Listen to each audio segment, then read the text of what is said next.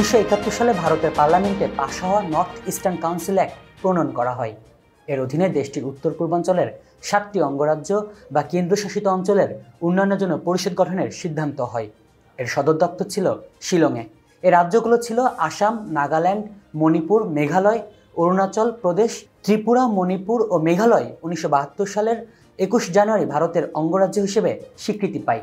আসাম ও নাগাল্যান্ড আগে থেকে ছিল ভারতের পূর্ণ অঙ্গরাজ্য, আর অরুণাচল প্রদেশ ও মিজোরাম ছিল কেন্দ্রশাসিত অঞ্চলের মর্যাদায়। ত্রিপুরার রাজধানী আগরতলাতে সে সময় টাইমস অফ ইন্ডিয়ার সংবাদদাতা ছিলেন জ্যোতিপ্রসাদ শইকীয়া, যিনি জেপি শইকীয়া নামেই বেশি পরিচিত। নতুন রাজ্য হিসেবে ত্রিপুরার আত্মপ্রকাশের দিন তিনি যে রিপোর্ট পাঠিয়েছিলেন তাতে তিনি নাকি প্রথমবারের মতো গোটা অঞ্চলটিকে ল্যান্ড অফ সেভেন সিস্টার্স বলে অভিহিত করেন।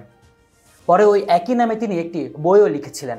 জনশ্রুতি ছিল এই সেভেন সিস্টার্স কথাটি নাকি তখনকার প্রধানমন্ত্রী ইন্দিরা গান্ধীরও খুব পছন্দ ছিল। ভারতের মানচিত্রের এক কোণায় 7টি রাজ্য বা অঞ্চলকে এক কথায় বর্ণনা করতে তখন সরকারি কাগজপত্রেও ধীরে ধীরে এই শব্দটির প্রয়োগ শুরু হয়। ভারতের পর্যটন বিভাগ ওই অঞ্চলের বিভিন্ন দর্শনীয় স্থান নিয়ে সেই আমলে যে ছোট ছোট পুস্তিকা বের করত, সেখানেও তখন সেভেন সিস্টার্স কথাটি প্রচলিত ছিল।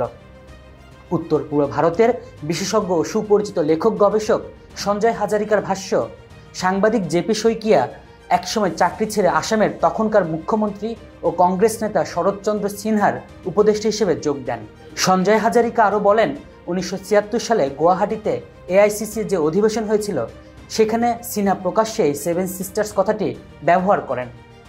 আমরা ধরে নিতেই পারি এর পেছনে নিশ্চয়ই জেপি শইকীয়ার ভূমিকা ছিল। 2020 সালের ডিসেম্বরে গুয়াহাটিতে জেপি শইকীয়ার মৃত্যুর পর আসামের দি সেন্টিনেল পত্রিকা রিপোর্ট প্রকাশ করেছিল।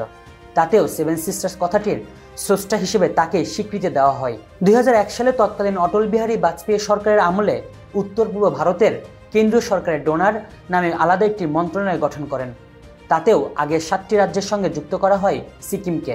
তখন থেকে অনেকে ভারতের উত্তর পূর্বাঞ্চলকে 7 বোন 1 ভাইয়ের দুনিয়া বলেও বর্ণনা করতে থাকেন। 8টি রাজ্যের সমাহারে গঠিত এই অঞ্চলটিকে বিজেপি সরকার আবার অষ্টলক্ষ্মী বলেও ডাকতে শুরু করে। তখন থেকে ক্রমশ হারিয়ে যেতে থাকে পুরনো সেই সেভেন সিস্টার্স নামটি।